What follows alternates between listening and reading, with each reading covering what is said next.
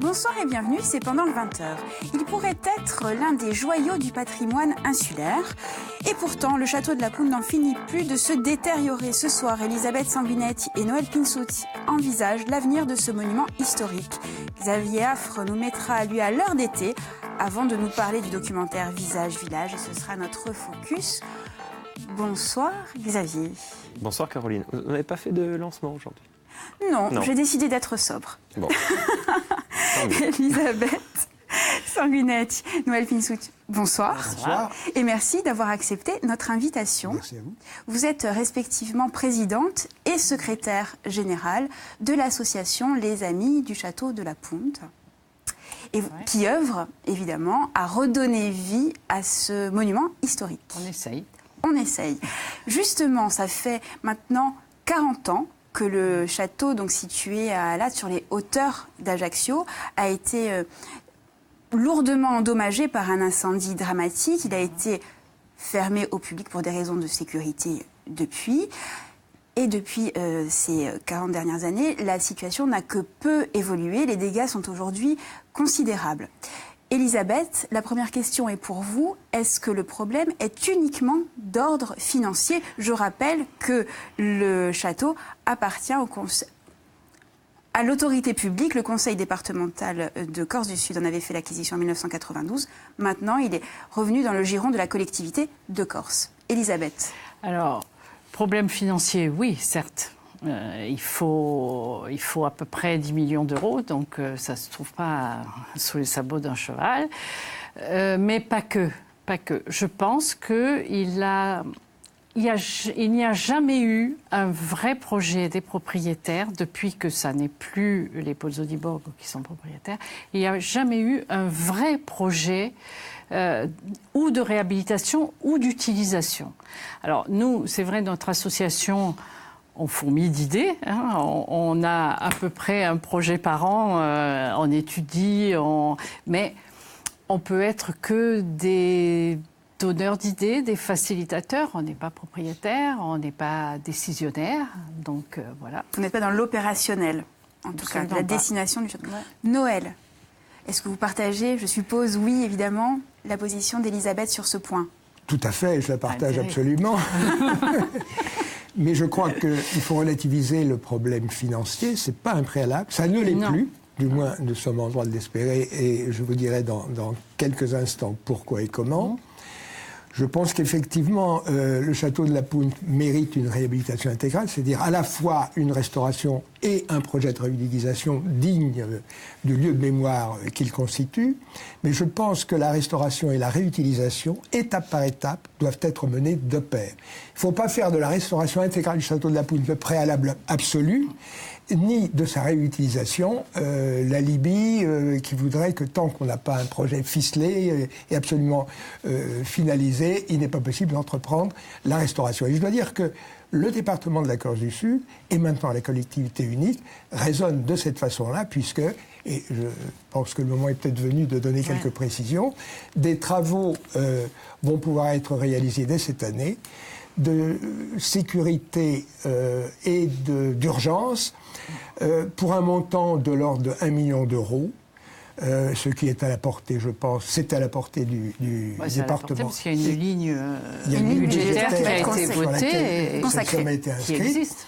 Et l'architecte en chef du monument historique, Pierre-Antoine Gattier, a été désigné au terme de la procédure d'appel d'offres, chargé de désigner le maître d'œuvre de l'opération. Il est maintenant en charge de la réalisation des travaux et je pense que son projet entièrement finalisé sera vraisemblablement déposé à la fin du premier trimestre de la présente année 2018 et que les travaux devraient commencer cette année, effectivement. Alors, est-ce qu'on sait précisément sur quoi vont porter les travaux ? Oui. Alors, ces travaux, ils portent très précisément sur la réfection des 2 escaliers d'accès, l'escalier nord et l'escalier sud, l'étaiement du portique nord qui est en très très mauvais état, des interventions ponctuelles sur les façades qui ont pour but non pas la restauration intégrale des façades, mais la stabilisation de leur état, afin de stopper la dégradation, la réfection également du garde-corps, bref, toutes opérations qui ont pour objectif, affiché par l'architecte en chef des monuments historiques, de rendre possible l'accès aux abords immédiats du château sans danger pour le public. Ouais. D'où le problème de l'accès depuis le centre-ville d'Ajaccio et d'autres lieux. Encore faut-il que le public puisse y monter. Est-ce que vous pensez que l'intérêt patrimonial du lieu, du monument, a échappé totalement à l'autorité publique jusqu'à présent ? Je pense qu'elle a sous-estimé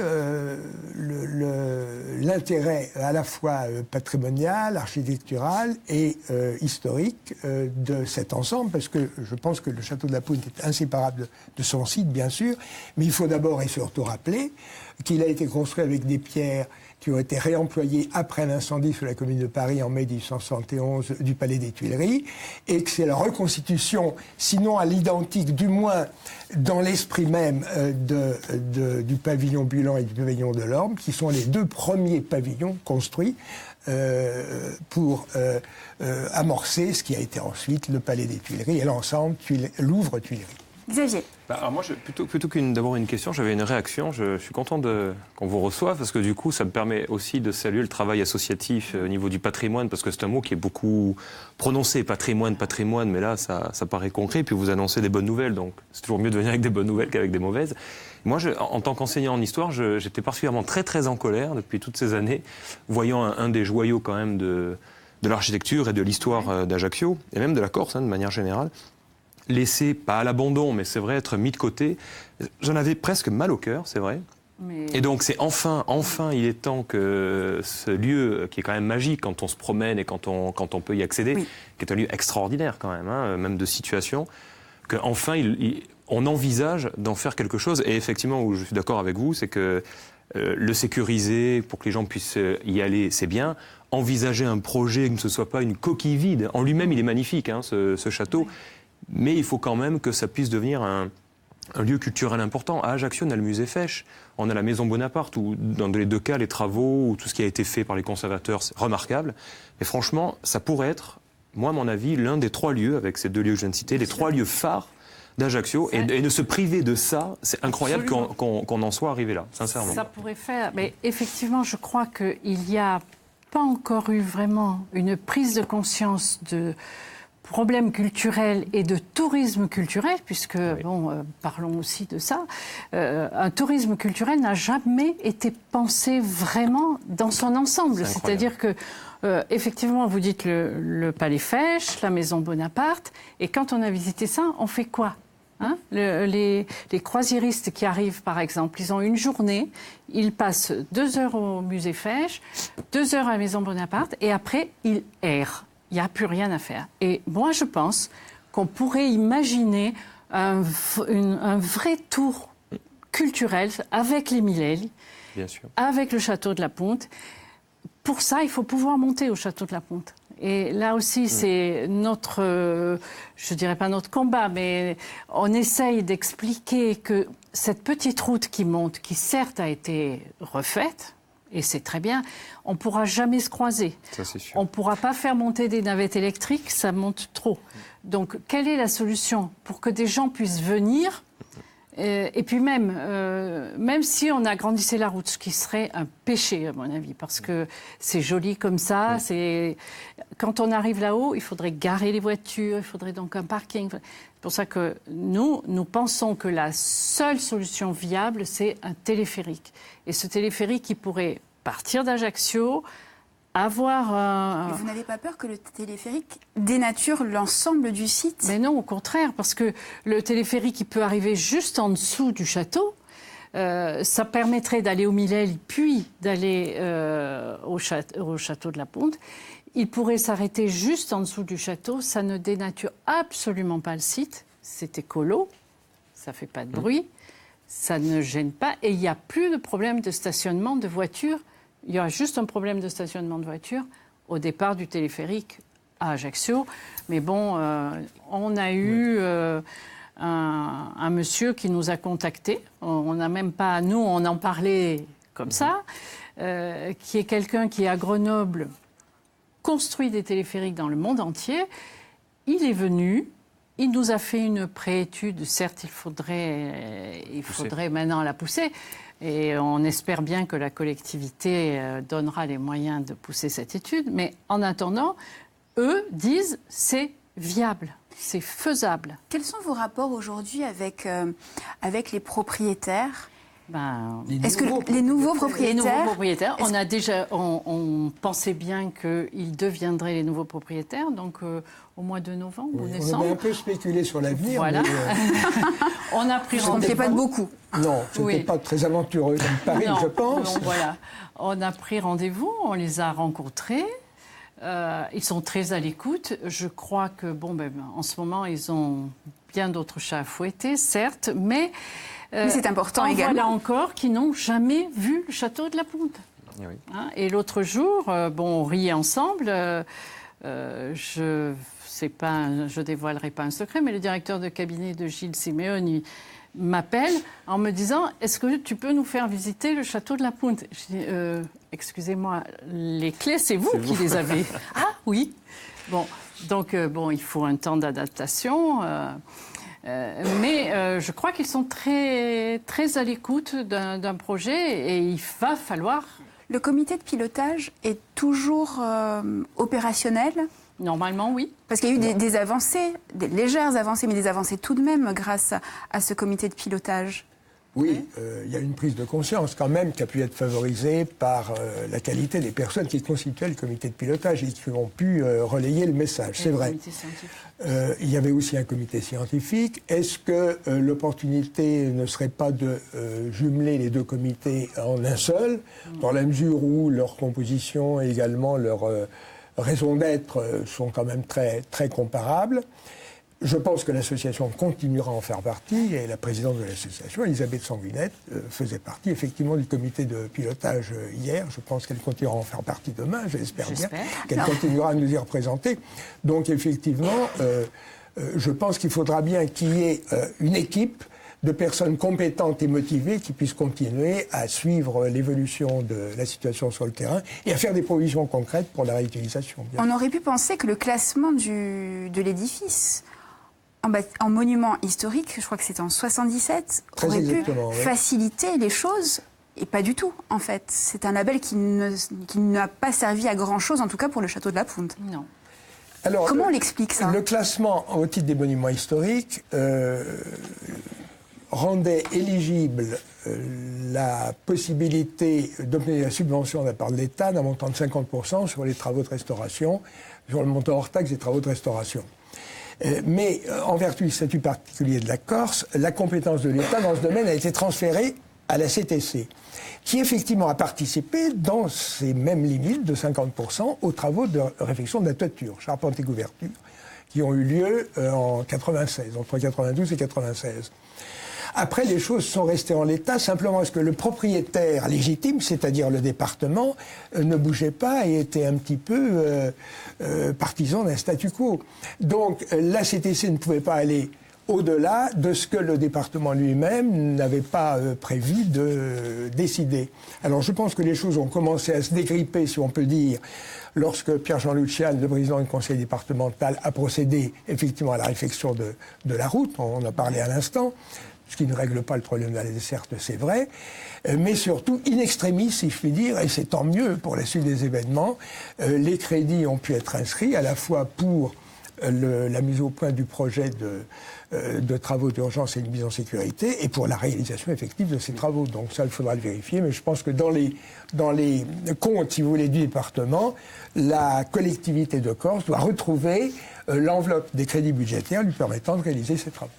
Mais c'est vraiment important ce que vous aviez dit tout à l'heure sur le fait de penser l'après, pas que de se contenter du rafistolage, le mot est mal choisi, mais celui qui me vient en premier du château, qui a quand même vécu pas mal de choses, donc il est toujours là, donc c'est quand même un château qui a une âme et qui est, j'allais dire, qui est fort, château fort, parce que vraiment, il a résisté à des intempéries, il a résisté... Son histoire. Voilà, et puis il a résisté à une vente qui aurait pu avoir lieu, on aurait eu peur d'une vente à un particulier, ou une vente cédée, enfin bon, bref, donc ça n'a pas eu lieu, mais vraiment en termes de tourisme. Et pas tourisme spécialement, parce qu'on dit tourisme, ça fait peur à beaucoup de gens, pas que pour les flots de gens qui viennent, pour les Ajacciens, pour les Corses de manière générale, pour se réapproprier leur histoire. Exactement. Et c'est important parce que ça se fait sur beaucoup de territoires dans le pays ami, c'est qu'on l'appelle maintenant, mais où quand on va visiter des sites, Certains sites sont encore en réflexion, mais le flot touristique permet de compenser, pas tout, mais une partie des travaux et de permettre de financer les travaux. Donc c'est quelque chose qu'on peut envisager une fois que la sécurisation est faite. C'est mon cheval de bataille, parce que j'ai été prof dans une autre vie.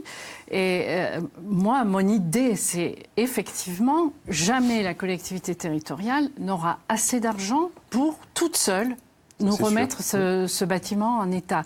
Donc mon idée, moi, c'est des chantiers écoles qui pourraient être pour les tailleurs de pierre, pour les tapisseries, pour les parqueteries. On envisagera dans une deuxième partie les pistes possibles. Xavier, notre monument historique à nous.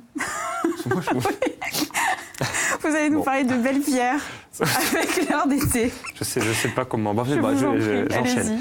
Donc, non, alors j'ai essayé de trouver un film qui, bon, pas en rapport avec l'histoire ou la période de Pozzo di Borgo ou du château, mais je me suis plongé dans quelques films sur le patrimoine.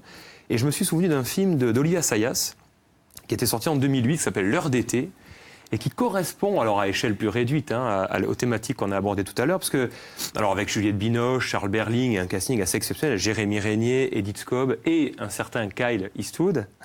Donc ça se passe, au petit rôle, ça se passe l'été dans une maison familiale, et en fait, bon, il y a Frédéric, Adrienne, Jérémy, leurs enfants, fêtent les 75 ans de la mère, donc, qui a en fait une maison magnifique et des œuvres du grand-oncle, peintre très célèbre dans le film, qui s'appelle Berthier, Paul Berthier.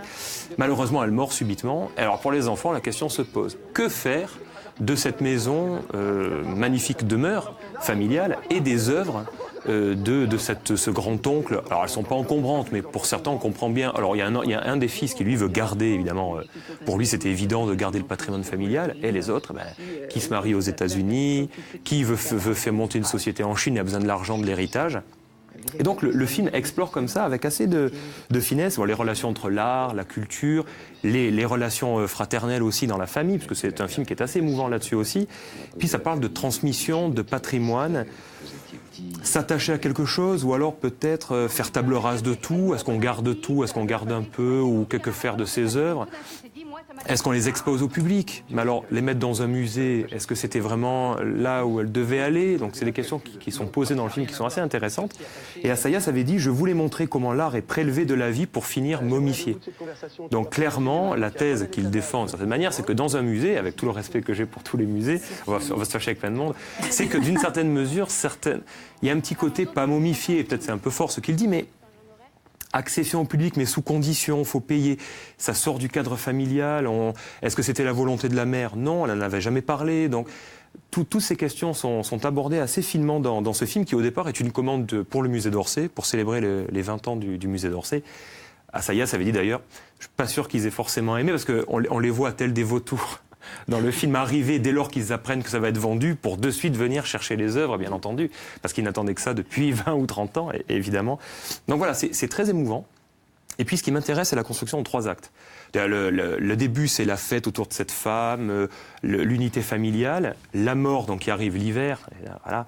Donc la mort de cette femme et la décision qui est prise après, parfois à contre-cœur pour certains, de vendre.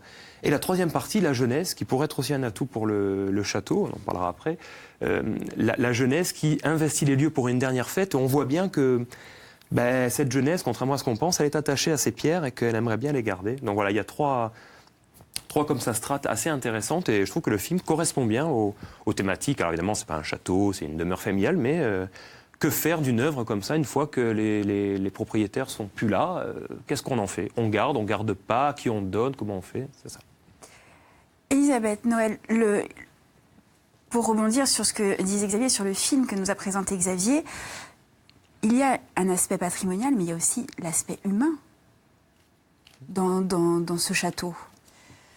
C'est pas simplement des pierres, il y a une âme. Ah ben non, il y a toute une histoire, parce que moi, ce château, c'est vrai que quand j'ai connu mon mari, son père, qui était l'amiral Sanguinetti, qui a adoré l'histoire et surtout l'histoire de la Corse, m'a fait faire le tour de la Corse en 2 chevaux à l'époque pour visiter des châteaux.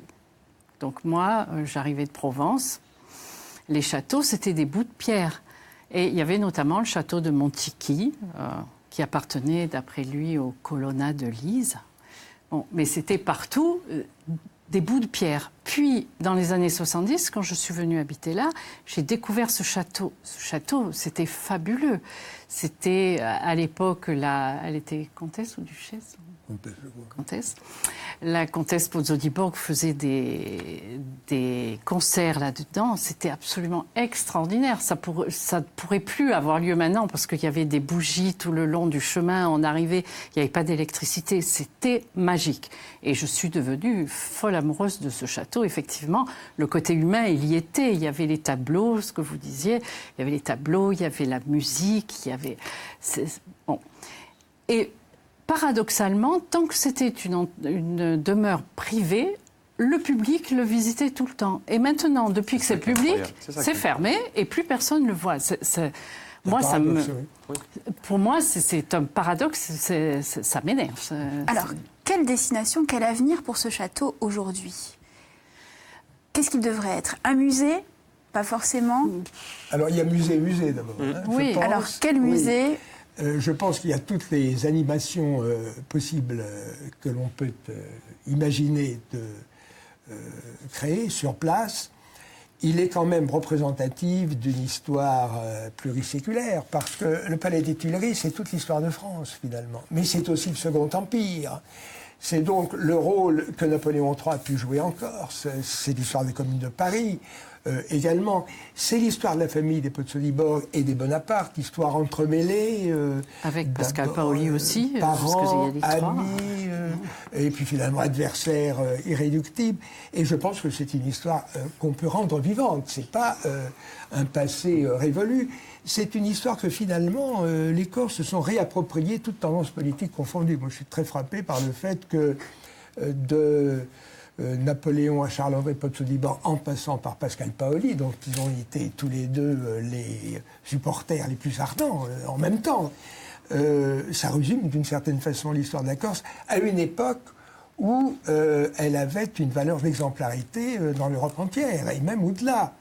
Donc je pense que tout ça nous parle. C'est pas de la muséification que de faire revivre cette histoire. Reste à trouver aussi une vocation concrète à ce lieu. Alors je pense que en tant que lieu de mémoire, il faut qu'il puisse continuer à vivre, mais à cela ne doit pas se résumer la vocation qu'on doit lui donner à l'avenir.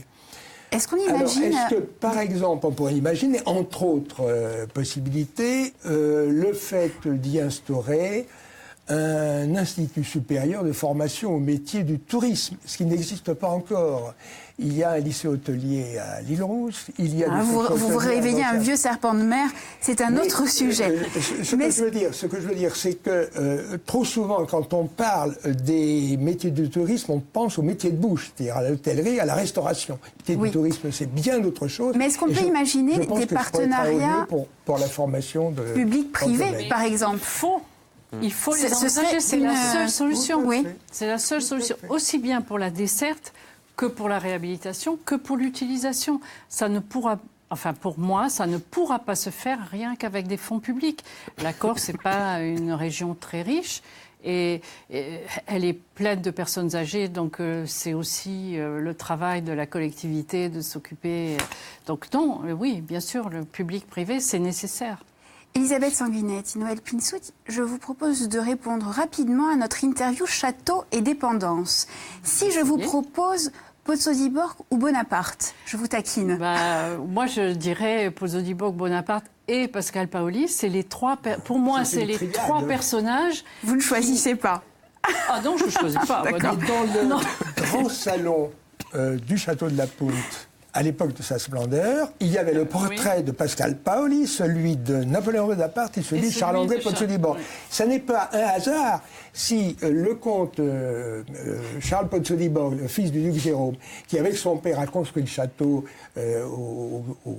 aux alentours des années 1890-91, ce n'est pas un hasard s'ils ont tenu à les rassembler tous les trois. Cette triade. Très bien. Oui. Est-ce qu'on sait tout du château de la Punte aujourd'hui?